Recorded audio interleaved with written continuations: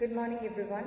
Our topic for today is degrees of freedom, law of equipartition of energy, and we will calculate specific heat for monoatomic, diatomic and polyatomic gases. We'll start with degrees of freedom. Now what do you mean by degrees of freedom? Actually degrees of freedom means the number of independent coordinates or quantities required to describe a particular system.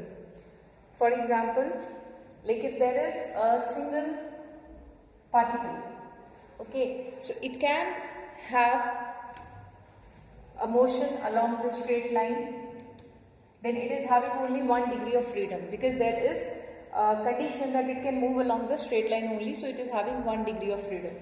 Now suppose it can move in a plane, okay, it can move anywhere in a plane, then it is having 2 degrees of freedom. It can move along x-axis or y-axis. So suppose we have considered these two planes, these two x's only.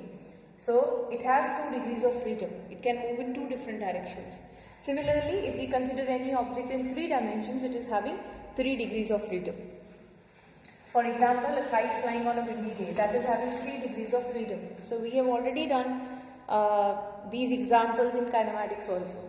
So degrees of freedom means number of independent coordinates required to describe a particular system. Now suppose if your system consists of 2 particles, if there is 2 particle system, then degrees of freedom associated with 1 particle is 3, like there are 2 particles 1 and 1, here degrees of freedom are 3, here degrees of freedom are 3, so total degrees of freedom will be 6. But if there is a condition that this particle and this particle has to remain at a fixed distance. Now this is the condition you are imposing on this, that the distance between the particles remain fixed. Then that condition we have to subtract, means that degree of freedom has been suppressed. Now that degree of freedom cannot be used. Like the distance between them should be fixed. This is one condition. So we have subtracted one condition from it. So this 2 particle system is now having 3 plus 3, 6 minus 1, that is 5 degrees of freedom. So we can define, how can we define degrees of freedom? That degrees of freedom are basically equal to total number of coordinates required to specify a particular system, position of its particles, minus the number of conditions imposed on them. So in general we can write, if there is n particle system, then degrees of freedom, we can write it by f, these are the degrees of freedom, that will be 3 into n minus k. K is the number of conditions imposed on them. N is the number of particles in a system. Like for a 2 particle system, 3 into 2, 6 if there is no condition. But if there is one condition, then degrees of freedom will be 3 into 2, 6 minus 1, that is 5 degrees of freedom that we have calculated here. Now we will calculate degrees of freedom for different types of gases. For example, first is monoatomic gases. Now monoatomic gases are like your helium, neon, etc. They are having only a single particle, single atom, that is helium, neon, etc. So in that case, n is equal to 1. This is for monoatomic gases. Why we need to calculate it for the gases? Because later on we will calculate specific heat for these gases. Okay, so here when n is equal to 1, so what are the degrees of freedom for the monoatomic gases? And there is no condition because there is single particle. We can consider a single particle in monoatomic system. So F will be 3 into 1 minus 0. So it is having 3 degrees of freedom. Now consider a diatomic gases. Diatomic. For diatomic gases, n is equal to 2. For example, your hydrogen, oxygen, etc. But there is a condition that the bond length or the distance between the 2 particles remain the same. So there is one condition. So how many degrees of freedom it is having? That is 3 into 2 minus 1. That is, it is having 5 degrees of freedom. So a diatomic gas is having 5 degrees of freedom. But at high temperature, like some of the vibrational modes are also there. So for that, additional degrees of freedom are added to that. Next is for triatomic gases. For triatomic gases, like your Triatomic gases means having 3 particles, for example water, sulfur dioxide. So for that, calculate degrees of freedom. For example, we take the example of water. Okay, water is a non-linear molecule, you know, it is having oxygen, hydrogen like this. It is having some polarity. So water is your non-linear molecule. Here the distance between, what are the number of conditions? 1, 2, and obviously this distance will remain the same. There are 3 conditions. So triatomic molecules can be linear and can be non-linear. Like linear molecules, for example, carbon dioxide, this is the linear molecule, CO2. So here this distance and this distance should remain same. There are only 2 conditions. But for non-linear molecules, there are 3 conditions. So for linear molecule, triatomic mein, when there are linear molecules, so total degrees of freedom will be 3 particle system, so 3 into 3 minus 2 conditions, so minus 2. But for non-linear, it is 3 into 3 because there are 3 particles minus conditions are 3, 1, 2 and this distance also. So here degrees of freedom will be 9 minus 2, that is 7. Here degrees of freedom will be 9 minus 3, that is 6 degrees of freedom. So this is how we can calculate degrees of freedom for the gas, different type of gases. Now how the energy is associated with each degree of freedom, that is given by law of equipartition of energy. So you have to just learn the statement of this law, nothing else. Law of equipartition of energy. Only statement.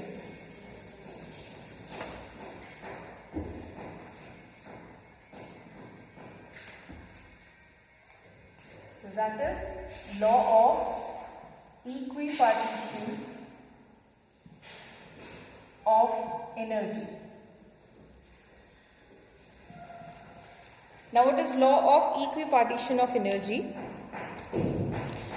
Like in the stage of thermal equilibrium, for any dynamical system, means the system which is going through certain changes, in any dynamical system during thermal equilibrium, in any dynamical system during thermal equilibrium, the total energy is equally divided among various degrees of freedom. That is law of equipartition of energy, means equal partition of energy. So what does it state? Law of equipartition of energy states that in any dynamical system in thermal equilibrium, the energy is equally distributed among the various degrees of freedom. And energy associated with each degree of freedom is given by half kBT, where this kB is called Boltzmann constant. This is your Boltzmann constant, and actually this kB is nothing else. This is just a gas constant divided by number of your Avogadro number, number of atom or molecules in 1 mole of gas.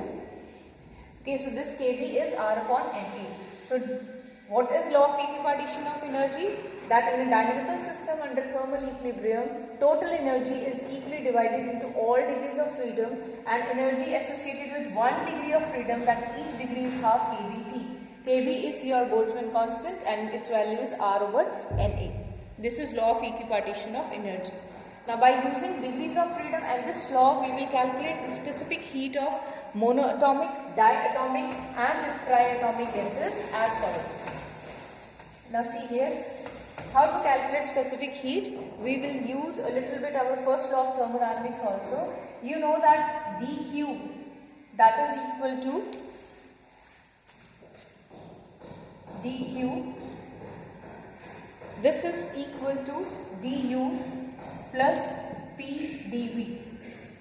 You know this relation very well. This is first law of thermodynamics, that heat supplied dQ is du plus P dV at constant volume. When the volume is constant, if V is constant, it means your dV is 0. So this term is 0. So at constant volume, we can write dQ is equal to CV into dt for 1 mole of gas. We can take here MS1, CV into dt. This is the formula for dQ. It is equal to du. So specific heat at constant volume will be du over dt. Then relation between Cp and Cv, Cp minus Cv is equal to R. So whatever Cv we will calculate from here, Cp will be Cv plus R. So we are going to use this relation. We will always calculate Cv from here, du over dt, then Cp by adding R into that. जो भी Cv का answer होगा, we will add R in that. So we will get Cp. Later on we will get the ratio, that is gamma, which is equal to Cp over Cv. So this is all we have to calculate for all type of gases. First I will start with monoatomic gases. For example, for a monoatomic gas like helium, neon, etc., there is a single particle. So it means how many degrees of freedom will be there? That is 3. Single particle, 3 degrees of freedom. Now energy associated with 1 degree of freedom is half kBt. So total energy associated with 3 degrees of freedom will be 3 into half kBt. Okay, you will calculate the energy associated, that is 3 by 2 kB into T. This is total energy associated with 3 degrees of freedom. Next, for 1 mole of monoatomic gas, when we take 1 mole of monoatomic gas, means total energy for 1 mole. Now this is energy associated with 1 particle. 1 mole के अंदर कितने particles होते हैं? Avogadro number, that is Na. So total energy associated for 1 mole, total energy, that is your total internal energy U, will be 3 by 2 kBt multiplied by Na, Avogadro number. And you know this kB, this is equal to R divided by Na. So it is multiplied by Na into T. So this number, Avogadro number, get cancelled. So total internal energy comes out to be 3 by 2 R into T. This is our total energy.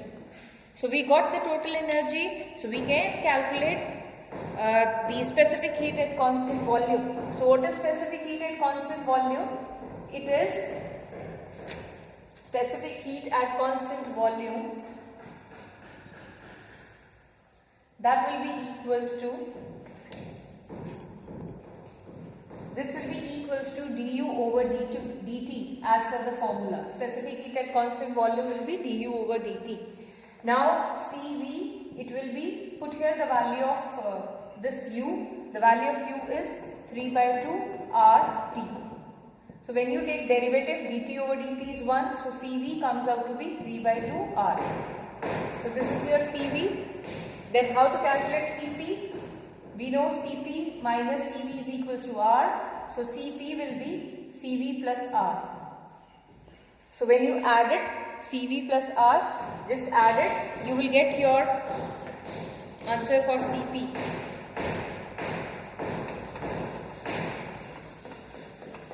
So when you will add, we will get Cp, it is equal to 3 by 2 R plus R, that is equal to 5 by 2 R. This is your Cp. So what is Cp over Cv? That is your gamma we have to calculate. So gamma will be, Cp is 5 by 2 R divided by 3 by 2 R. So this R, this 2 get cancelled, so it is just 5 by 3. So you can write in decimals also, 5 by 3. When we will calculate, this is 1.67. So this is gamma for monoatomic gas. Similarly, you can calculate for diatomic gas. Process is same. All the steps are same. Like Cv du over dt. What you have to take is, first you have to write the degrees of freedom. Degrees of freedom associated with diatomic is 5, because there is one condition. Then energy associated with 1 is half kBt. So 5 ke sir, how much energy is associated? That is 5 by 2 kBt. That is energy associated with all. So total energy with one particle will be, this is multiplied by 5. And then total energy associated with 1 mole you will further multiply by Na. So this will be your U. So here U comes out to be 5 by 2 and Kb into Na multiplied, this will be RT. So U will be 5 by 2 RT. Then take Cv as du over dt. Solve it, you will get Cv. Similarly, calculate Cp and hence calculate gamma by Cp over Cv. You can rewind the video to see all the steps how to calculate this Cp and Cv, and calculate it for diatomic gas, calculate it for triatomic gas for both the cases, for linear molecule as well as for the triangular molecule, non-linear molecules. Okay, and you will send me your work back through WhatsApp within this period. After that, if you want to journalize, you can also calculate it for polyatomic gas. We don't know how many particles are present in that, we'll take journal value for that. For example, there are F degrees of freedom with the polyatomic gas molecules. So total energy associated with B will be F by 2 RT. Because if we take total degrees of freedom as F, so when you will calculate, multiply by Na, total degrees of freedom will be, total energy will be F by 2 R into T. This will be total energy U. Then you will calculate Cv. Cv will be F by 2 R. And what will be Cp? Cp will be F by 2 R plus R. So it will be just F plus 2 into R divided by 2. So then you will calculate Cp over Cv. So you can calculate Cp over Cv by dividing these two. Okay, so this is how you can solve it. Cp over Cv, this is for polyatomic gas molecules, polyatomic gas. So F by 2 R divided by 2 divided by F by 2 R. Okay, so this R will also come over here, this get cancelled. So it is just F plus 2 divided by F. So we can write 1 plus 2 by F. So this is the journal value of gamma for polyatomic gases. Okay, this is all about how to calculate specific heat for monatomic, diatomic and polyatomic gases. After this, the last topic is mean free path. We have already discussed what is mean free path. Mean free path is whenever the molecules collide, in between the two collisions, particle always move along a straight line path. That is called your mean free path. Okay, so for that you need not to derive any expression. You have to just write the last expression, that means this is the expression for mean free path, and from there you can write on what factors it depends. Okay, so I am just going to write the last expression for that. Now see here, mean free path. Suppose a molecule starts from here, it suffers a collision, then again a collision, again a collision. So in between two collisions it is moving along a straight line path, that is lambda 1, suppose that length is lambda 1, this is lambda 2, lambda 3, lambda 4 and so on, lambda 5. When we take average of all that, that is called mean free path. And see here the expression of mean free path, it is m over root of 2 pi d square divided by d square rho. And here it is kb, another expression is kbt over root 2 pi d square into p. Now what is all these factors? From these expressions, lambda bar is directly proportional to m. That is mass of the gas molecule. More is the mass of gas molecule, more is the average mean free path. Then it is inversely proportional to the density of the gas. Then it is inversely proportional to d. d is the diameter of the molecule. d is the diameter, molecular diameter means the size of gas molecules basically. It is inversely proportional to that. And similarly from other expression it is directly proportional to temperature. More is the temperature, then here lambda bar is directly proportional to temperature. Okay, so more will be the mean free path. Then it is inversely proportional to pressure. So this is how it depends upon all these factors. So you have to learn these last two expressions. From there you can write mean free path depend upon these all factors. This is all about your kinetic theory of gases. Thank you.